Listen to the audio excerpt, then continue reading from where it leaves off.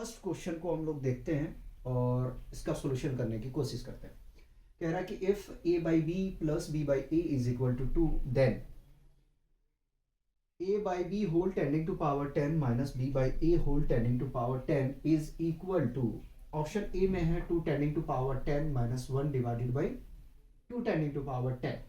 Option B में है 2, option C में है 0, ऑप्शन डी में है 2 tending to power 10 plus 1 divided by 2 tending to power 10। अब सोचिए कि इस क्वेश्चन को आपको सॉल्व करने का आपका अप्रोच क्या होगा। मैं भी शुरू करता हूं, आप भी शुरू करिए। तो सबसे पहले तो जो अपना आदत है लिखने का, उसी तरीके से हम लेके चलेंगे। क्वेश्चन को कॉपी किया जाएगा तो a by B plus B by A is equal to, हमारे पास 2 गिवन है। मैं ये सोच रहा हूं कि सबसे पहले इसको अगर सॉल्व कर ले तो अपना काम कुछ बन जाएगा। तो a और b का एलसीएम अगर लेने जाएंगे तो हमें यहां से मिल जाएगा ए बी, ठीक है, और ए स्क्वायर न्यूमरेटर में मिल जाएगा plus B A square is equal to 2, ठीक है। इसको मैं राइट में शिफ्ट करता हूं तो मिलेगा यहां से A square plus B A square is equal to 2 times of A B. ऐसा करने से क्या मिलेगा हमें, ध्यान रखिएगा, ठीक है। पहले आप 2ab को लेके आओ लेफ्ट हैंड साइड पे, तो A square plus B A square minus 2 times of A B, ठीक है। अब यहां से आप देख पा रहे होंगे कि एक कंप्लीट आइडेंटिटी में कन्वर्जन हो चुका है। तो इसको मैं लिख सकता हूं कि इक्वल टू 0 आप रख सकते हो, कोई प्रॉब्लम नहीं, ठीक है। क्या लिख सकता हूं, a माइनस बी का whole square is equal to 0, ठीक है। अगर मैं इसकी स्क्वायरिंग को रिमूव करूंगा तो 0 पर स्क्वायर करने जाएंगे तो कोई फर्क नहीं पड़ेगा मेरे हिसाब से। तो a minus B is equal to 0 ही मिलेगा।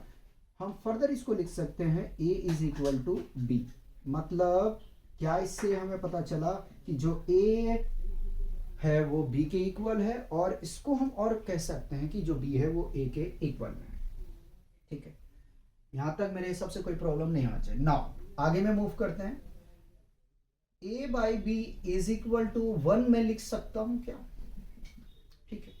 क्रॉस मल्टीप्लाई जब आप करने के लिए जाएंगे ना तो क्या आएगा, a is equal to B आएगा, ठीक है। उसी प्रकार से क्या मैं b बाई ए को लिख सकता हूं क्या 1, क्रॉस मल्टीप्लाई करेंगे फर्दर होगा b इक्वल टू ए, ठीक है। ऐसा करने से क्या होगा कि जहां तक हमारा जो लक्ष्य है पहुंचने का, वहां हम इजीली से पहुंच सकते हैं, ठीक है।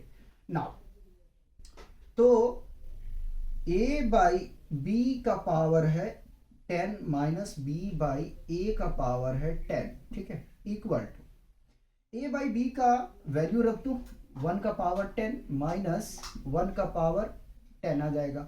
और आपको पता है कि 1 का पावर चाहे 100 हो, 10 हो या 1000 हो, हमेशा क्या मिलेगा 1 माइनस 1, और इन दोनों को सॉल्व करने जाओगे तो फाइनली आपको मिल जाएगा यहां से 0। तो देखो इसमें कोई अगर ऑप्शन अपना मैच कर रहा है तो उसको टिक करें, और अगर ऑप्शन मैच नहीं कर रहा तो हम अपना सॉल्यूशन को चेक करेंगे। तो इस तरीके से हमने फर्स्ट क्वेश्चन में अप्रोच क्या यूज किया कि पहले इसको सॉल्व किया, उसके बाद में जो इसका डिनोमिनेटर में वैल्यू आया उसको हमने राइट साइड पे शिफ्ट किया, फिर देखा कि आइडेंटिटी में कन्वर्जन हो रहा है। कन्वर्जन होने के बाद में फिर मैंने क्या किया कि a और b आपस में दोनों बराबर निकल गए। फिर हम यहाँ से सोचे कि अगर a बाई बी को, यानी कि हम लिख सकते हैं, क्या लिख सकते हैं कि a by B equal to unity कर सकते हैं, 1 कर सकते हैं, ठीक है।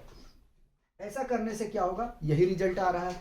फिर हमने सोचा कि b बाई ए को हम यूनिटी के इक्वल कर सकते हैं, 1 के इक्वल कर सकते हैं। फिर इसको अगर सॉल्व करने जाएंगे तो फर्दर मिलेगा b by A, B equal to A मिलेगा, ठीक है। तो यहां से हमने इजीली इसकी वैल्यू को फाइंड आउट कर लिया, ठीक है। अब आगे में चलेंगे और हम बात करेंगे क्वेश्चन नंबर 2 के। क्वेश्चन नंबर 2 में हमसे कह रहा है कि if ABC is equal to 6, if ABC equal to 6 and A plus B plus C equal to 6, then 1 by AC plus 1 by AB plus 1 by BC equal to what? अब सोचो कि इस क्वेश्चन में आप क्या अप्रोच को use करना चाहेंगे, कैसे आप सॉल्व करना चाहेंगे। अगर मुझसे बोला जाए तो मैं इसको ऐसा करूंगा कि जो रिजल्ट मुझसे पूछा है, जैसे कि 1 upon AC plus 1 upon AB plus 1 upon BC का वैल्यू पूछा, तो मैं इसी को लेके चलता हूं।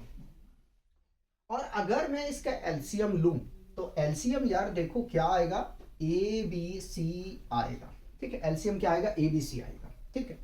अब ए बी सी को हमारा तरीका कि न्यूमरेटर में रखो, इसकी डिनोमिनेटर से डिवाइड करो। तो ए गया यहाँ से, सी गया, ठीक है। यहाँ क्या बनेगा, बी, और ए बी है तो इसको चलो फिर शो करके दिखाऊंगा। ए बी है, इसको कैंसल आउट करोगे क्या मिलेगा, सी मिलेगा, ठीक। सिमिलर ए बी सी जो एलसीएम लेके आते हैं उसको मैं न्यूमरेटर में रखता हूँ। मैं नहीं, आपको, आप करेंगे तो आपको भी रखना पड़ेगा, न्यूमरेटर में रखना पड़ता है, इससे डिवाइड करना पड़ता है। या तो आप टेबल पढ़ो, तो एसी का टेबल आप कैसे पढ़ोगे भाई, एसी का टेबल पढ़ोगे तो कितनी बार में एसी आ जाएगा, बी नहीं आता है, तो आपको यहाँ कैंसिलेशन करके शो करना पड़ेगा, ठीक है। मतलब कि एग्जामिनर को नहीं, खुद को, ठीक है। तो यहाँ से मिलेगा हमें बीसी से डिवाइड करेंगे तो बी और सी एलिमिनेट हो जाएगा, ए बचा, ठीक है, इक्वल टू क्या आ जाएगा भाई, 1। यहां तक कोई प्रॉब्लम नहीं होना चाहिए मेरे हिसाब से, ठीक है। नाउ अब क्या कर सकते हैं इसमें और यार, अच्छा 1 तो था नहीं ना, था 1 क्या, नहीं था, ठीक है, नहीं था। तो आगे में अब इसको थोड़ा अरेंजमेंट करके लिखने जाओगे तो a plus B plus C divided by A B C. अब जरा से देखो यार, आपके पास में वैल्यू गिवन है a plus B plus C equal to 6 और A B C equal to 6 given है, तो इसको कैंसल आउट करेंगे कितना मिल जाएगा, 1 मिल जाएगा, ठीक है।